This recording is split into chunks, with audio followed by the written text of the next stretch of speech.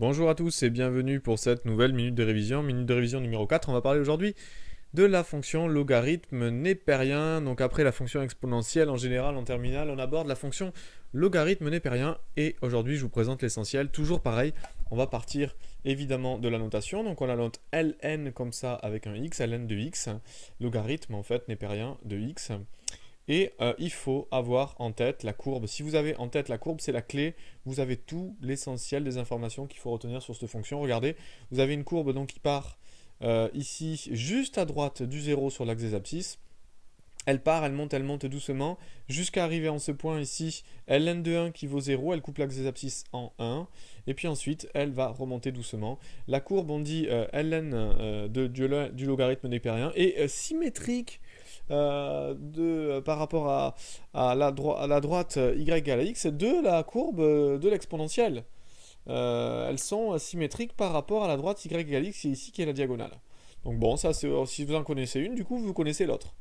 Alors du coup, une chose importante, très importante, ici, donc on remarque, qu'est-ce qu'on remarque? Bon, ben, les premières remarques, c'est que le logarithme népérien, il est toujours croissant, c'est une fonction qui est toujours croissante. Ça va être sympa pour tout ce qui est inégalité, par exemple. Si on passe, on dit au logarithme d'un côté et de l'autre, ça ne changera pas le sens de l'inégalité, hein, ça marchait aussi avec l'exponentielle. On remarque une valeur ici spéciale, ln de 1, qui est égale à 0.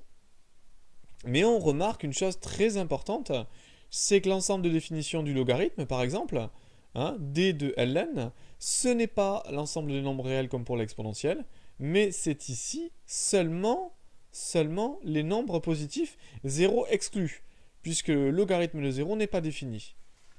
Donc ça, c'est déjà une chose très importante que l'on peut remarquer. Donc on a dit une fonction évidemment croissante. Qu'est-ce qu'on peut dire d'autre? Eh bien, on a aussi des résultats sur les limites. Regardez, limite à gauche, du coup à droite de 0. Limite du logarithme de x. Donc on va dire en 0 plus, puisqu'en 0 moins elle n'est pas définie, en 0 plus, on a une courbe qui plonge vers moins l'infini, ici, et la limite du logarithme de x en plus infini, quand x tend vers plus infini, c'est évidemment plus infini. Même si elle va croître beaucoup moins vite que la fonction exponentielle, vous voyez, elle va grandir doucement, mais elle ne va pas s'arrêter de grandir. Ok, voilà pour l'essentiel des informations à retenir grâce à la courbe. Deux choses en plus, au niveau de la dérivée. La dérivée du logarithme de x, il faut évidemment la connaître par cœur, c'est 1 sur x, hein, à connaître. Et puis la dérivée de la fonction de logarithme d'une fonction. Donc là, on va faire un peu comme avec l'exponentielle. On va prendre la dérivée de notre fonction. On va la dériver, cette fonction. Et puis, on va du coup diviser par la fonction. Donc je vous montre ça de suite sur un exemple. Imaginons que vous ayez une fonction définie par ln de, comment on va prendre? Allez, 4x3, 4x puissance 3, 4x au cube. Alors, on va dériver 4x au cube. Pour dériver x au cube, vous savez que c'est 3x au carré. Le 3 vient devant. 4 fois 3, 12. On a donc 12x ici au carré.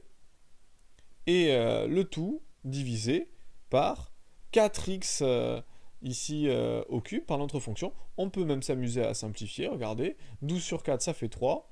Et x au carré sur x au cube, ça fait x. On obtient 3x. Alors pourquoi on obtient 3x? Tout simplement parce que le 3 ici, on le verra dans une prochaine vidéo, on pourra le sortir et le mettre en puissance devant. Et c'est comme si on avait eu à dériver ln de 4x.